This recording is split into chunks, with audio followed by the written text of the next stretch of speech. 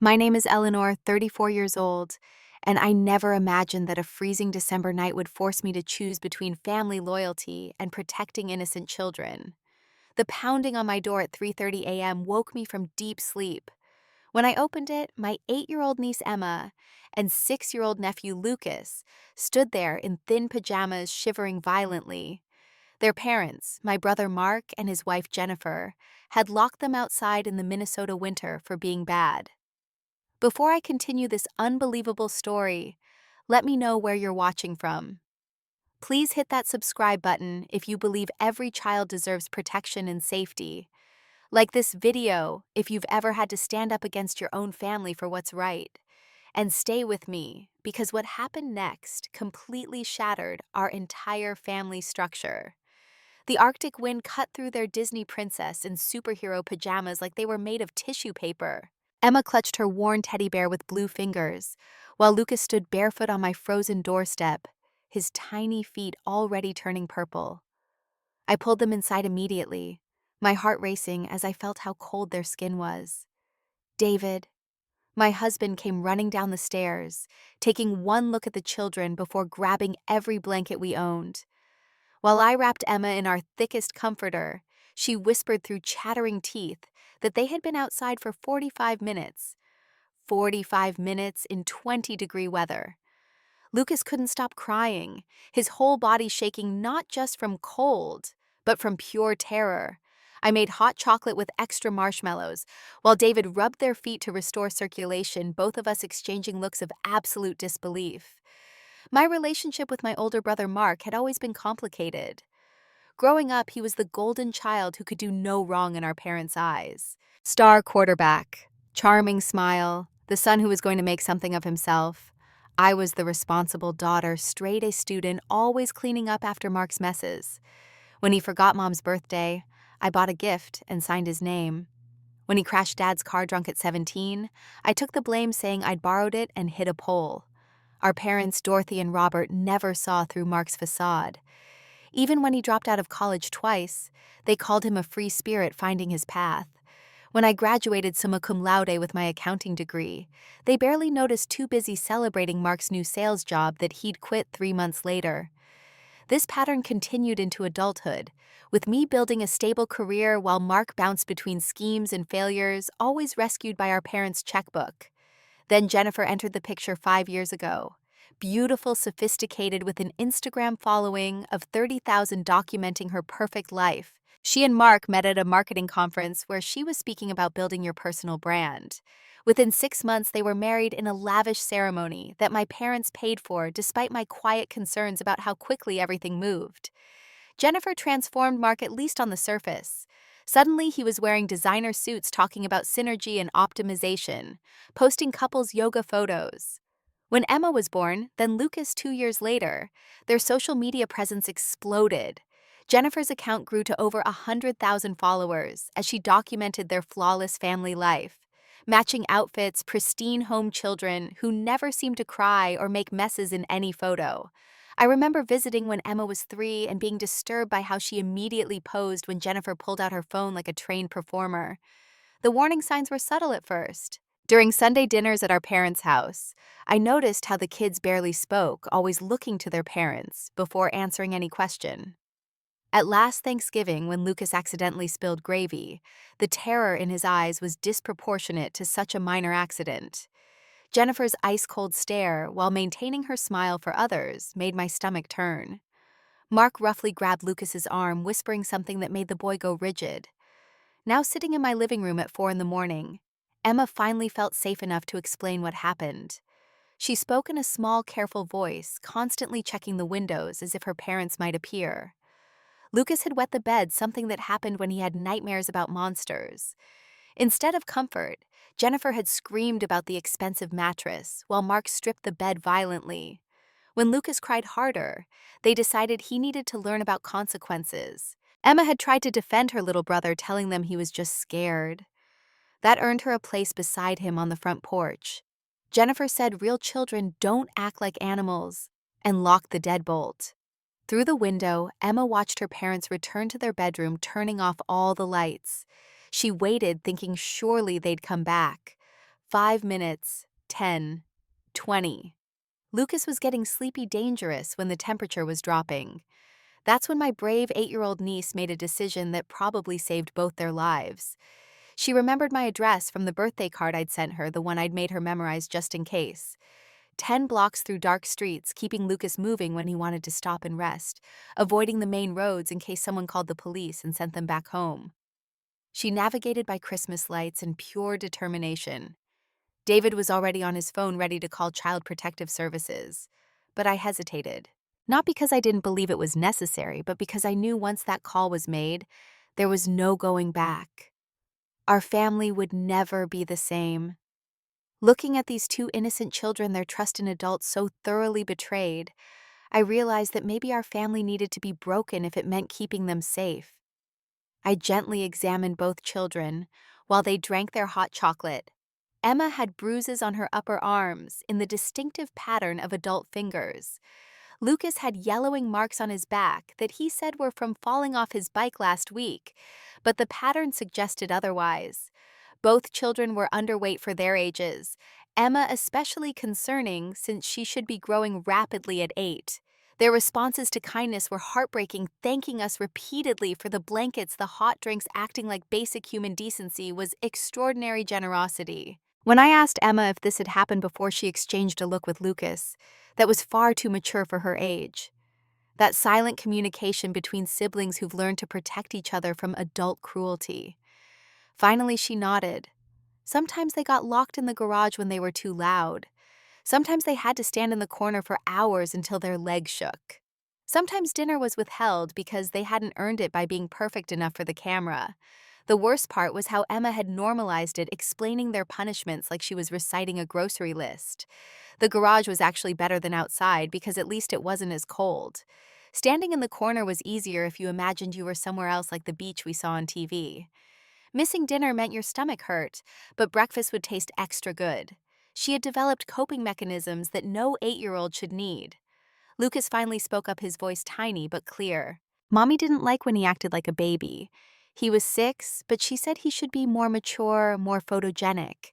The word photogenic coming from a first grader made my blood boil. He couldn't tie his shoes fast enough for her morning routine videos. He laughed too loud, and it wasn't the right kind of laugh for their family brand. His drawings were too messy for the artistic children content she wanted to post.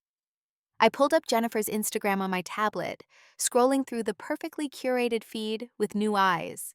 There was Emma in a spotless white dress holding wildflowers in a field. The caption talked about her free spirit and natural grace, but now I could see the tension in her shoulders, the forced quality of her smile. Lucas building with blocks, supposedly lost in creative flow. But his hands were positioned just so unnatural for actual play. The behind-the-scenes reality was becoming clear. Every moment of their childhood commodified for content. Every natural impulse corrected and punished if it didn't fit the aesthetic. Jennifer had built her influencer career on the backs of these babies. And Mark had found his new identity as Instagram dad, finally successful at something, even if that something was a complete fabrication. David sat with the kids while I stepped into our bedroom to make a difficult call. It was 5 a.m., but I knew Mark would be awake. He always got up early to go to the gym, another part of the performance. The phone rang twice before he answered, his voice irritated already. When I told him the children were with me, his response chilled me to the bone. Total casual dismissal, like I'd found his lost keys, not his traumatized children. He said Emma was being dramatic as usual, that she'd inherited my tendency to overreact. The kids needed discipline, and Jennifer had read all the parenting books about natural consequences. They'd planned to let them back in after an hour, but must have fallen asleep. Fallen asleep while their children were freezing outside. His tone suggested I was the problem for making a big deal out of nothing. When I pressed him about the bruises, he laughed. Kids bruise all the time, Eleanor. Maybe if you had children of your own, you'd understand. That particular dig was an old favorite of his, knowing David, and I had been trying to conceive for 3 years without success.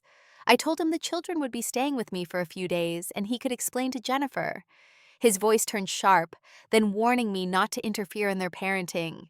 20 minutes later, my phone exploded with texts from Jennifer, accusations of kidnapping, threats of legal action, screenshots of family law websites about Aunt's rights, which were basically none. Her messages oscillated between fury and fake concern, saying the children needed their routine, their special breakfast, their scheduled activities. Not one message asked if they were okay or expressed any remorse. I made a decision then, looking at those sleeping children curled up together on my couch, like two puppies seeking warmth. I called my friend Monica, who worked as a social worker, not to make an official report yet, but to understand our options. She walked me through the legal realities, the burden of proof for abuse, the likelihood the children would be returned immediately without concrete evidence, the ways the system fails kids from affluent families with good lawyers. But she also told me about emergency custody orders, about documentation that would hold up in court, about patterns of behavior versus isolated incidents. She gave me the name of a family lawyer who specialized in cases like this, and told me to start taking photos, keeping notes, recording everything. Most importantly, she said to trust my instincts because they were screaming the truth. As the sun came up on that December morning, I made breakfast for two traumatized children who thanked me for scrambled eggs like I'd given them a gourmet meal. Emma helped Lucas cut his pancakes automatically, taking on the mother role. They both cleaned their plates completely, that particular behavior of children who don't know when their next meal might come. David and I exchanged looks over their heads, silently agreeing that whatever came next, these kids weren't going back to that house anytime soon. My phone rang at 7. My mother, Dorothy, her voice already defensive. Mark had called them spinning a tale of sisterly jealousy and interference. How dare I keep his children from him? What did I think I was doing? Did I want to destroy the family? Her words came rapid fire, not letting me explain. Behind her, I could hear my father's measured voice trying to calm her down, suggesting they hear both sides. I put her on speaker and let Emma tell her grandmother what happened. The silence on the other end stretched so long I thought we'd been disconnected. Then my mother, voice shaking, asked to speak to me privately. I stepped outside, standing in the same spot where hours earlier, two freezing children had begged for shelter. My mother's denial was swift and complete. Children exaggerate. Mark would never. Jennifer was such a good mother. Look at her Instagram. The week that followed tested every relationship in our extended family. I started by calling Aunt Claire my mother's sister, who'd always been the rebel of the family. She listened without judgment, then shared her own suspicions from the last family reunion. She'd seen Jennifer grab Emma's face hard when the girl laughed too loudly during photos. She'd noticed how the children never asked for seconds, even when obviously still hungry. Small things that suddenly formed a disturbing pattern. Claire helped me coordinate a family meeting, presenting it as a discussion about the children's well-being rather than an accusation. We needed neutral ground, so we chose my parents' house, familiar territory, where Mark might feel less defensive. I spent 3 days preparing, gathering evidence like I was building a legal case, because essentially I was. David took time off work to support me, knowing this would either save those children or destroy my relationship with half my family. During those 3 days, the children slowly began to relax in our home. Lucas slept through the night once without nightmares. Emma asked if she could have a second apple, then cried when I told her she could have as many as she wanted. They played in our backyard, actually played, not performed. Their laughter was different, genuine, the sound of children remembering what childhood should be. I documented everything, photos of them being kids, not props. The family meeting was scheduled for Saturday afternoon. Jennifer had insisted on bringing their lawyer, which told me everything about their approach. My parents were frustrated by the formality, but I'd brought my own lawyer, the one Monica recommended. Patricia Winters specialized in family law, with a focus on children's rights. She'd reviewed my documentation and said we had enough for an emergency custody petition if needed. My brother arrived looking every inch the successful family man. Designer jeans, perfectly styled hair. Jennifer beside him in an outfit that probably cost more than most people's rent. They'd even brought a folder of their own, what turned out to be printouts of their parenting philosophy and the children's scheduled activities. As if violin lessons and Mandarin classes could erase the bruises on their son's back. The extended family filled my parents' living room. My father's brother George and his wife, my mother's sisters Claire and Beth, a few cousins who lived nearby. Mark had made sure to invite everyone, probably thinking the audience would keep me from making a scene. He didn't know I'd already spoken with most of them individually, sharing just enough concern to plant seeds of doubt about the perfect family image. We started civilly enough, Jennifer presenting their side with corporate efficiency. The children were going through a difficult phase, testing boundaries. Emma had been talking back, influenced by classmates. Lucas was regressing baby behaviors that needed correction. They were using evidence-based parenting techniques. She had the books to prove it. Natural consequences were important for development. Structure and expectations produce successful adults. I let her finish her presentation, complete with PowerPoint slides on child development she'd pulled from parenting websites. Then I placed a single photo on the coffee table. Emma and Lucas from that first night huddled in blankets, Lucas's purple feet visible. The room went silent. Jennifer immediately attacked the photo as manipulated, taken out of context. Mark accused me of coaching the children, filling their heads with lies. That's when Emma stood up. My brave 8-year-old niece, who'd walked 10 blocks through winter darkness, walked now across my parents' living room to face her father. Her voice was steady and clear. She told everyone about the garage, about missing meals, about standing until their legs shook, about being locked outside not once but 3 times before. The room was so quiet you could hear the grandfather clock ticking. Lucas joined his sister, taking her hand. He pulled up his shirt, showing the bruises to his grandparents. Not from falling off a bike, but from Daddy's hands when he wasn't standing still enough for photos. The evidence was right there, purple and yellow marks that told their own story. My mother gasped, reaching toward him, but Lucas flinched back.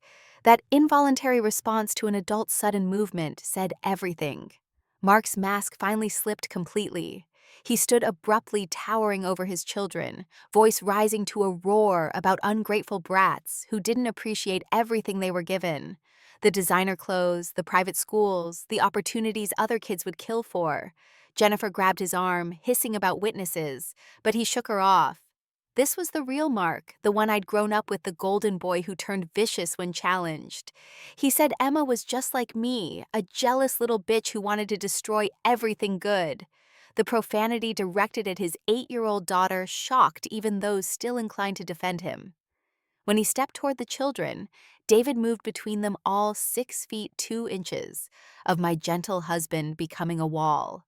Mark shoved him hard, sending David backward into the coffee table. That's when my 70-year-old father finally spoke up, his voice carrying military authority from his Navy days.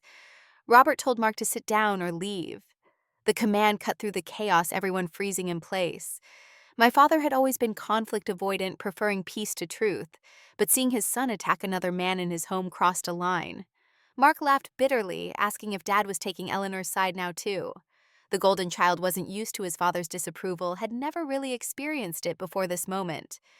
Jennifer tried damage control, switching to tears and emotional manipulation.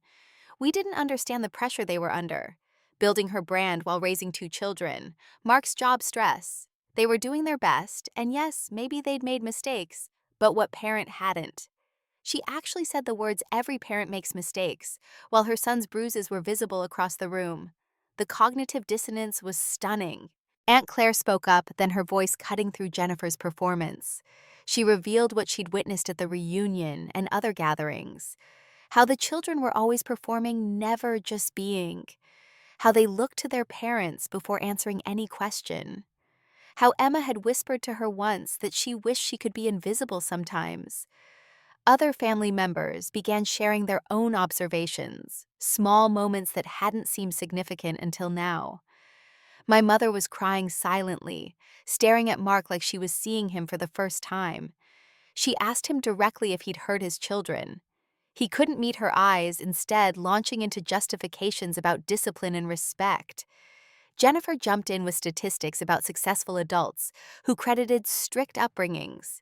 They were so focused on defending their methods, they didn't notice Patricia Winters taking detailed notes of every admission. George, my uncle, who rarely spoke at family gatherings, surprised everyone by sharing his own story. His father had used similar discipline, locked him outside, withheld meals, used bruises to teach lessons. He'd thought it made him stronger until his own son was born, and he realized the thought of treating a child that way made him physically ill. The cycle could stop, he said. looking directly at Mark, but only if you admitted it needed to stop. Mark's response was to announce they were leaving and taking their children. When Emma and Lucas pressed against me in terror, I made the announcement that changed everything. I'd already filed an emergency custody petition. Patricia Winters had submitted it that morning based on the documented evidence. There would be a hearing Monday morning, and until then the children were to remain in my care. The legal papers were being served to their house as we spoke. The explosion was immediate. Jennifer threatened to destroy me on social media, to use her 100,000 followers to ruin my life. Mark said I'd never see the kids again once they won this case. They had money connections, the perfect public image. Who would believe the bitter, childless aunt over successful influencer parents? The venom in their attacks revealed more about their true nature than any evidence I could have gathered. My father stood up, moving to stand beside me. Then my mother, tears still streaming but resolution in her eyes. David flanked my other side. Aunt Claire joined us. One by one, family members chose sides through their physical positioning. Only a few remained seated, unwilling or unable to accept the truth about Mark and Jennifer. The visual was powerful, the family literally dividing in my parents' living room. Jennifer made one last cruel attempt, telling the children that Aunt Eleanor was trying to steal them because she couldn't have babies of her own. The casual cruelty of weaponizing my infertility in front of everyone, using it to manipulate already traumatized children, was breathtaking. Lucas started crying, asking if they were going to be taken away. Emma held him, promising she wouldn't let anyone hurt him anymore, a promise no 8-year-old should have to make. Patricia Winters spoke for the first time, her professional voice cutting through the emotion. She outlined the legal situation clearly. The evidence was substantial. The children's testimony would be heard. The court would prioritize their safety. Mark and Jennifer could cooperate with the investigation or fight it, but fighting would only make things worse. She had 30 years of experience and had never lost a case with this much documentation. The meeting ended with Mark and Jennifer storming out his parting shot, a promise that this wasn't over. My parents sat in stunned silence, their worldview shattered. The extended family slowly dispersed, some offering support, others clearly uncomfortable with the upheaval. Claire stayed to help clean up, whispering that she was proud of me for doing what she hadn't been brave enough to do years ago, when she'd first suspected something was wrong. That evening, the children were quiet, but not sad. They helped make dinner, Emma teaching Lucas to set the table properly, not for a photo, but because it was helpful. We ate spaghetti, messy and imperfect sauce on faces and laughter when Lucas slurped a noodle. No one grabbed their faces. No one demanded perfect posture.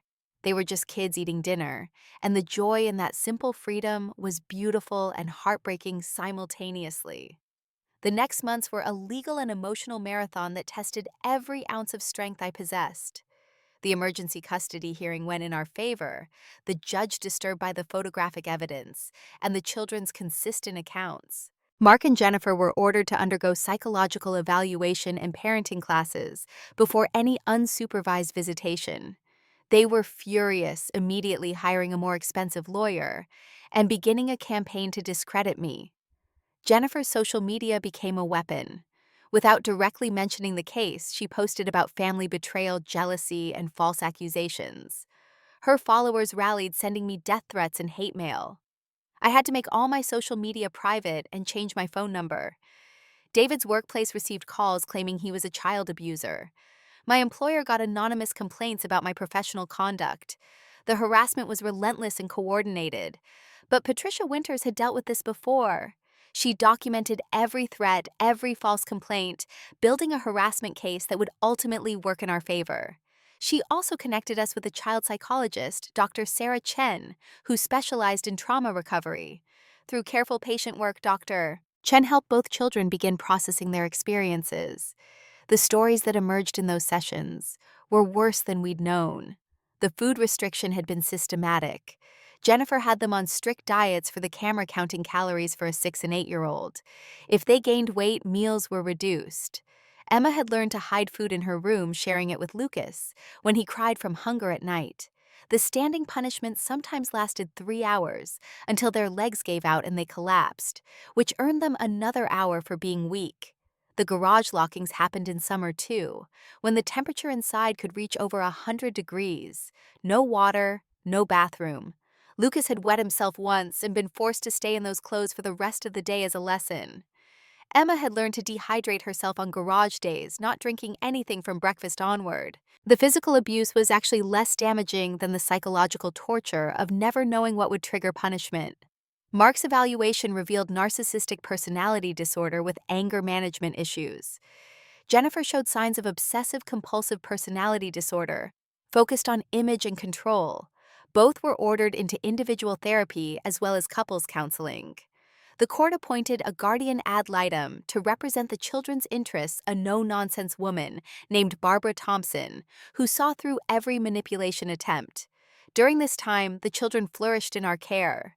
Lucas joined a Little League team, terrible at first, but grinning the whole time. Emma discovered she loved reading when books weren't just props for photos. They made friends at their new school real friends, not arranged playdates for content creation. Their teachers reported remarkable improvement in both academic performance and social interaction. The difference stable, loving environment made was documented thoroughly. My parents struggled with their own guilt and complicity. Dorothy started therapy herself, confronting how she'd enabled Mark's behavior since childhood. Robert threw himself into being the grandfather he should have been, attending every one of Lucas's games and Emma's school plays. They testified on our behalf at the custody hearing, a betrayal Mark never forgave. The golden child had fallen, and they'd chosen his victims over him. The financial burden was crushing. Legal fees, therapy costs, supporting two children we hadn't planned for. David and I depleted our savings, took out a second mortgage borrowed from retirement accounts. My company allowed me to work from home to accommodate the children's needs, but the pay cut hurt. David took on freelance work in the evenings.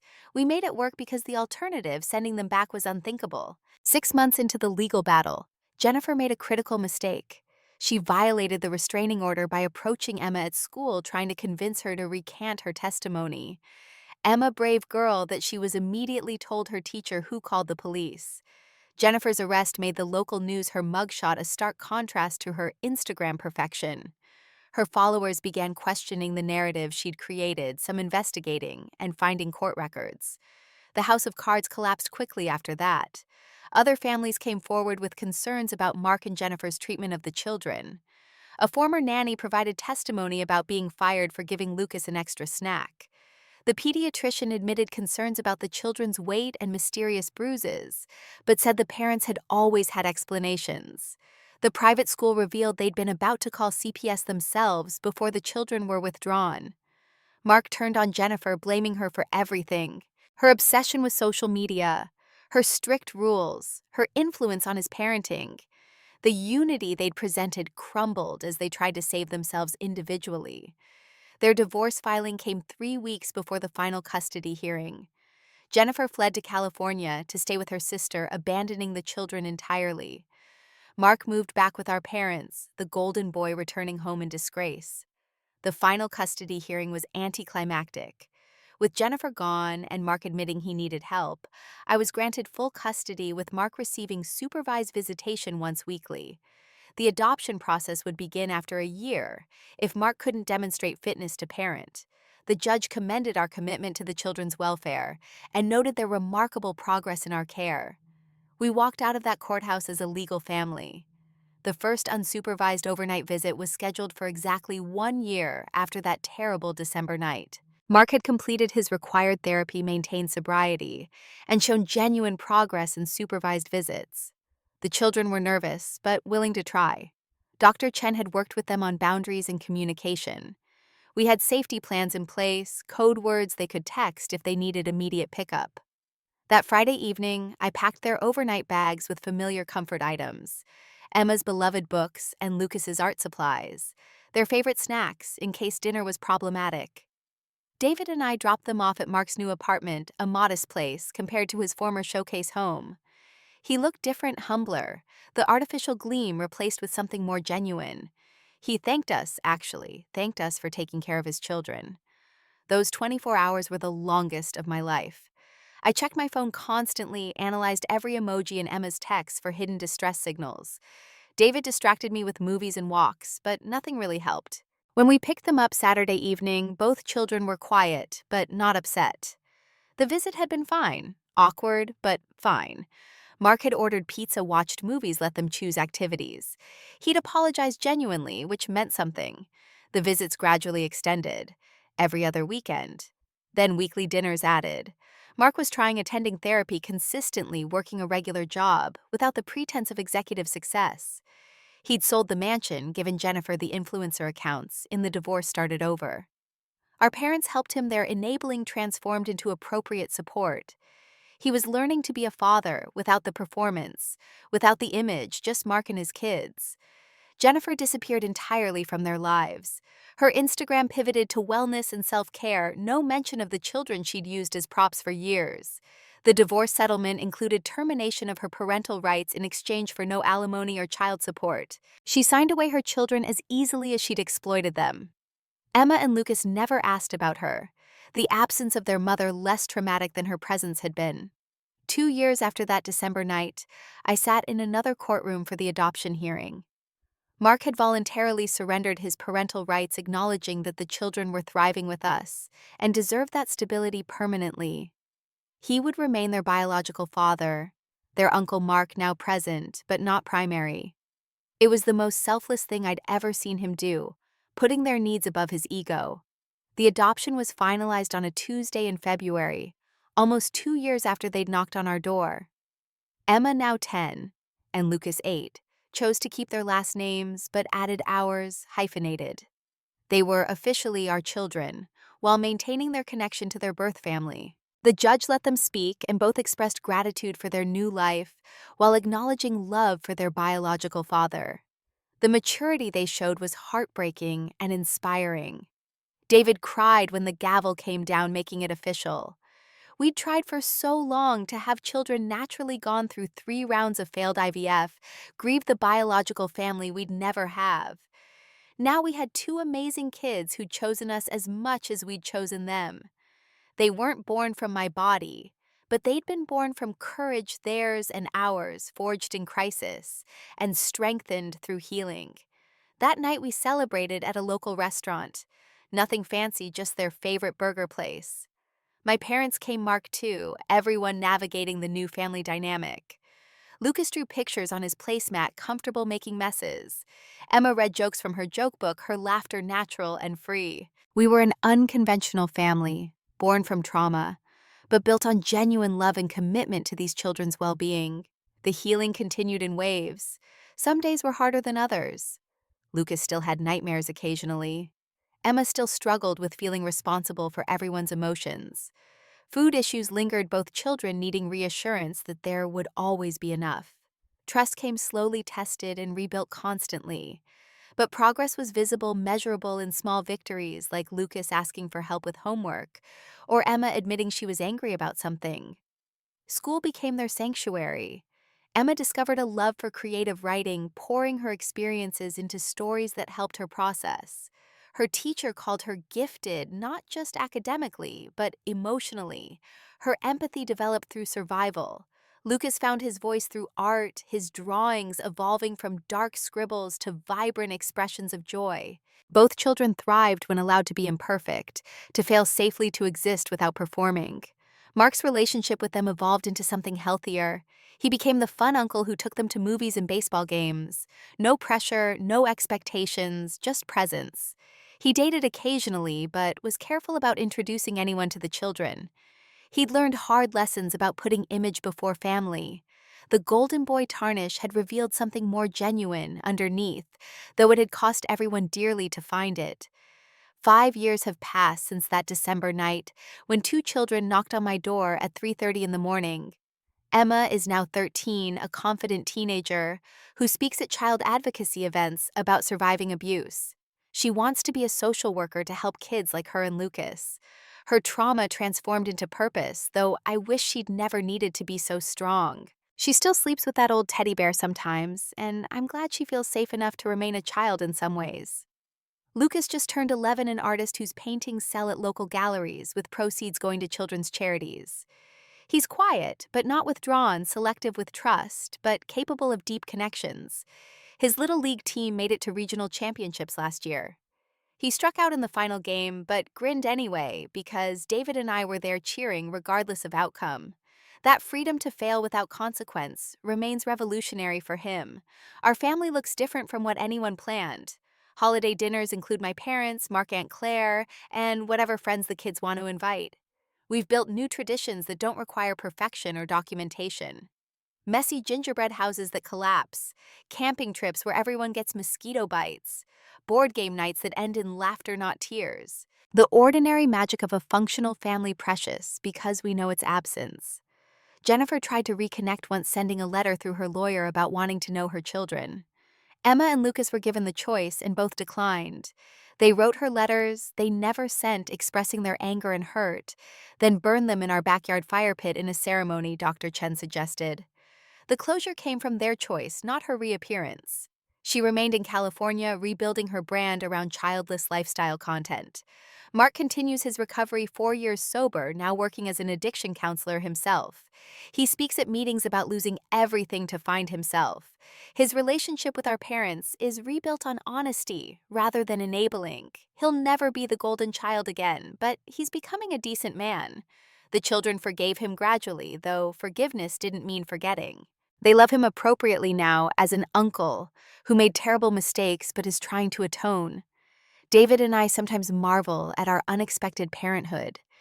The infertility that once devastated us led to these two incredible souls who needed us exactly when we were ready to be needed. We're not perfect parents, but we're present ones. We make mistakes but apologize. We set boundaries with love, not control. We're raising children who know their worth isn't tied to their performance, revolutionary, in a world obsessed with image. The extended family has reformed around protecting the children. Those who initially defended Mark either came to understand the truth or drifted away. The family gatherings are smaller but healthier. My mother speaks publicly about missing signs of abuse, hoping other grandparents might intervene sooner. My father volunteers with Big Brothers Big Sisters, channeling his guilt into action. Even distant relatives check in regularly, the family trauma creating unexpected bonds. I think about that night often, how close we came to tragedy. If Emma hadn't remembered my address, if they'd tried to sleep outside to wait for morning, if I'd sent them home immediately believing adults over children, if David hadn't supported this instant parenthood, if the legal system had failed, as it often does. So many places where this story could have ended differently badly, with two small bodies making headlines instead of healing. The trauma remains part of their story but doesn't define it. Emma wants to help others because she was helped. Lucas creates beauty because he survived ugliness.